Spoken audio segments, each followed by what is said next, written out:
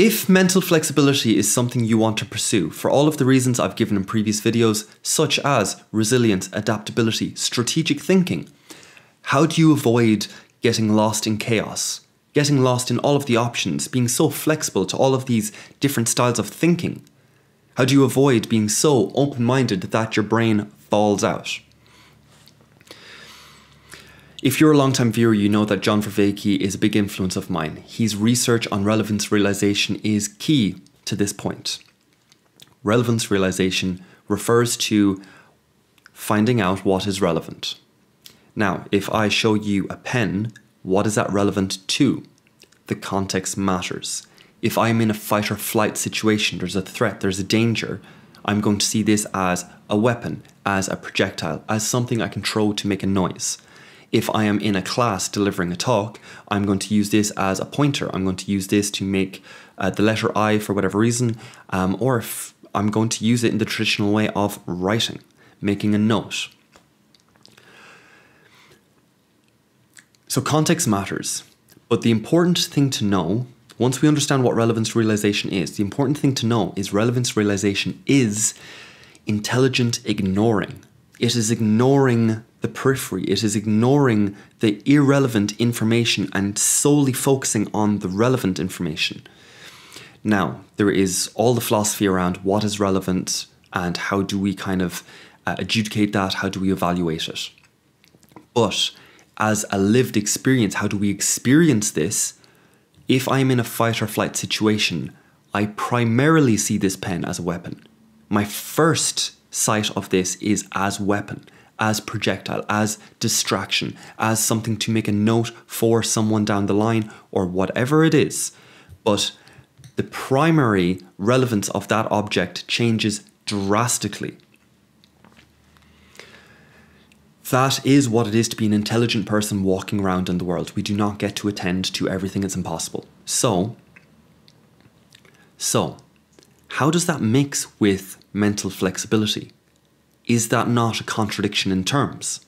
Is mental flexibility not the focusing, yes, but also the being open to other information, to outside perspectives, outside thoughts, outside ideas? Is that not what mental flexibility is?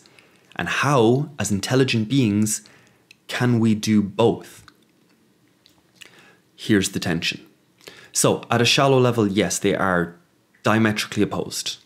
But if we dig deeper, there's a deeper truth that synthesizes the two. And here I'm actually going to use John Vervaeke's own example, while not directly for mental flexibility, we're going to use it here. And the example is of martial arts, of fighting.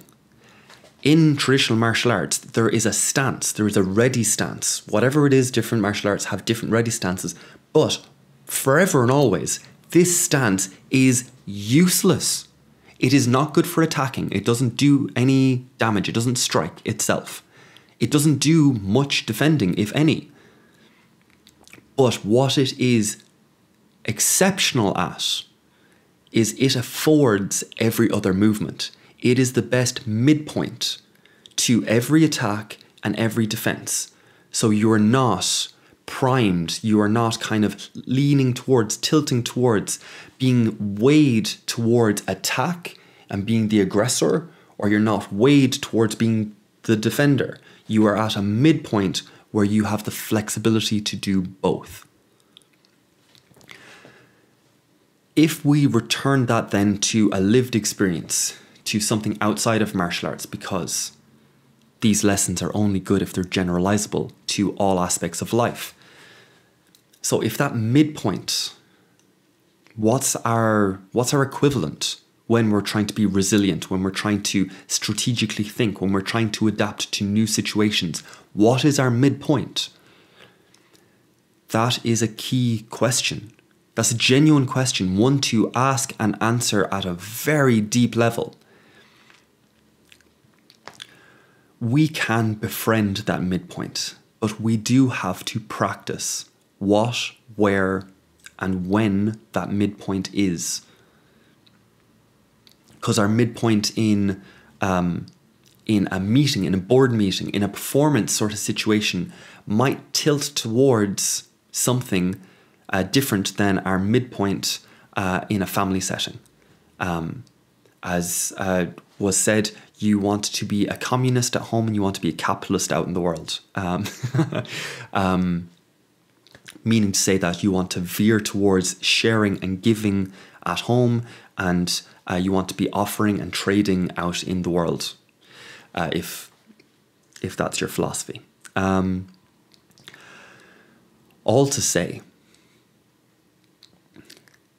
how do we befriend that? Well, we need practices. Just like martial arts, just like anything. It doesn't come for free. It doesn't come just through thought. It comes through practice. It is not just found through language, it is found through procedure. Like catching a ball, you cannot tell yourself how you do it. You do not move each finger individually, you don't even think about it. You just all at once, there's a memory there. The same for perspective. If you want to approach a person with love, you know that perspective. If you want to approach them in competition, if you want to approach them in debate, if you want to approach them with a sales pitch, if you want to approach them with all of these different things, they are different perspectives, and you will be far more attuned to some versus other, depending on your profession, depending on your temperament, all of these different things. But you have a perspective knowledge. So again, this midpoint that allows for both relevance realization, striking in and ignoring everything else, finding what is relevant and picking that, chasing that, being tenacious, being ferocious, and being mentally flexible to adapt to the situation, to be resilient when things go wrong, to strategically plan and be open to more creative ideas.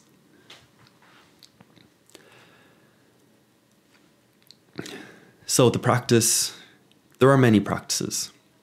And here I can go on about the ecology of practices and all of these different things. But for today, ask yourself the question, what is your midpoint?